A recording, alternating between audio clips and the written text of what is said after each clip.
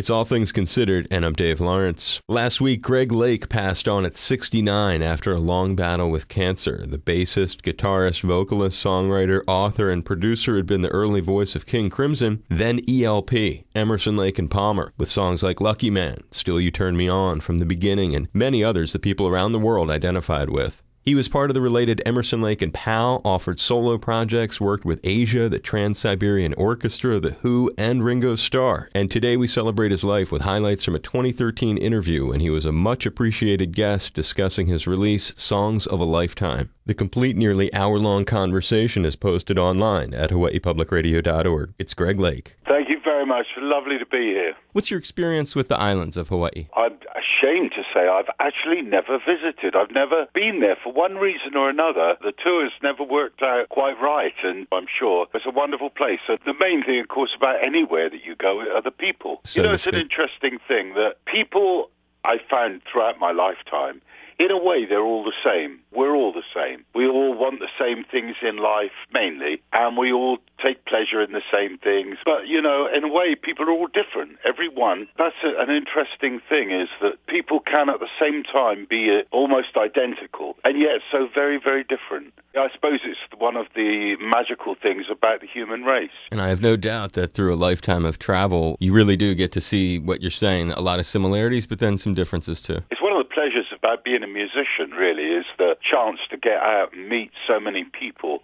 And also, music passes from soul to soul. On that note, one of the great stories of Songs of a Lifetime relates to Elvis, who you may or may not know has a special place in Hawaii, but yes, of course. Live in Lake Tahoe, first ELP tour. Oh, incredible experience. Elvis never visited Europe, and so we never got a chance to see him. We had a day off in San Francisco, and he happened to be appearing in Lake Tahoe, so we went to see him, and it was almost like a religious experience.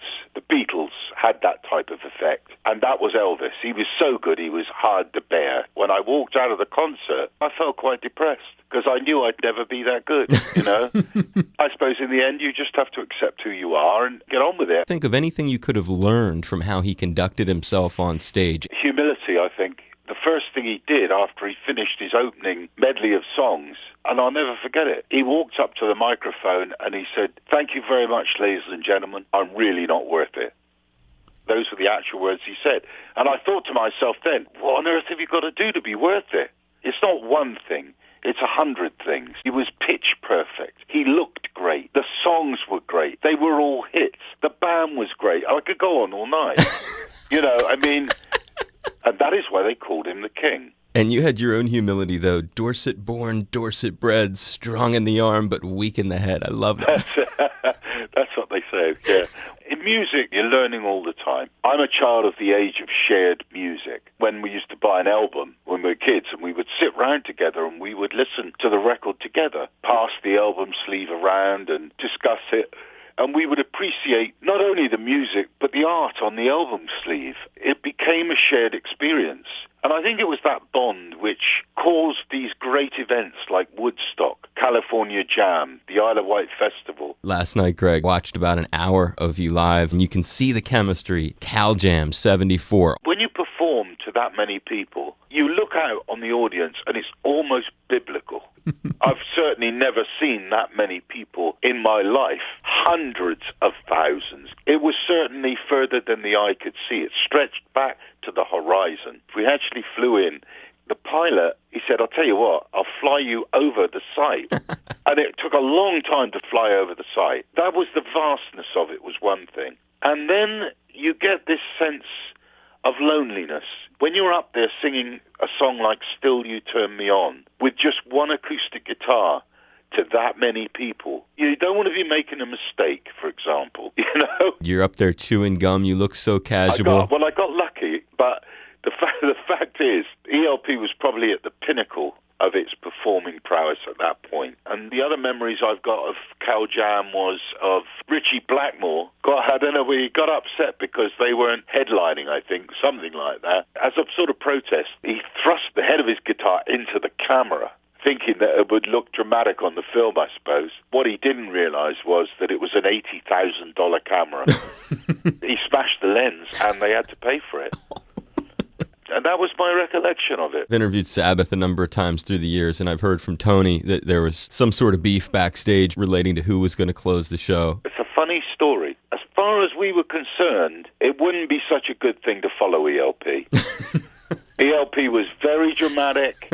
We would have the flying piano, and then Keith would start riding his Hammond organ and throw it over the front of the stage. Hot air balloon with the fire under it. Everything. So, in fact, I'll give you a little bit of music business insider wisdom. Sure. Well, I used to be managed by a man called D. Anthony. God rest his soul. He's dead now. Wonderful man. Italian manager. And he managed ELP, actually King Crimson. He also managed Joe Cocker and Tony Bennett and a lot of other people. A great manager and a lovely man. He always used to say, you're better off playing in the pocket.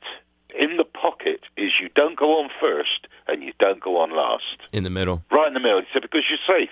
You don't have to start the show, so you're not starting cold. Somebody else has got to follow you. I like that. And if they don't do as well, there you go. That's Plus a good the one. added benefit, you're back in your hotel room early. So, yes, in the pocket. There you go. As I go to wrap it up, we talked about the Elvis thing, but the other part of your career is you've gotten to work with Ringo Starr and the spiritual power of the Beatles, like Elvis. The truth about the Beatles is when I was very young, I went to see them. You've heard of the term Beatlemania. Yep. They weren't just popular. For instance, when they came to my town, which was Bournemouth, at the time, I learned they were on, and I said to my mother, I've just got to go and see them because I love the music. She said, okay then, and off I went. I got on the bus. I used to live in Poole, actually, which is a few miles away, and the bus went to Bournemouth. And when it got to the outskirts of Bournemouth, the bus stopped. The conductor said, you're going to all have to get off here because the roads are blocked. So I got off the bus thinking it was traffic that was blocking it up. It was people. The roads were filled. The town square was filled with people. When I say town square, I don't mean a little village clock. This was a huge city centre, and it was completely blocked. Every road leading to it. The Beatles were playing at a theatre called the Winter Gardens, in this very big botanical garden. The whole gardens were filled. I eventually made my way through the throngs of people until I must have got about 100 yards from the Winter Gardens. And from inside, I heard the beginning of She Loves You. And it was the drum fill.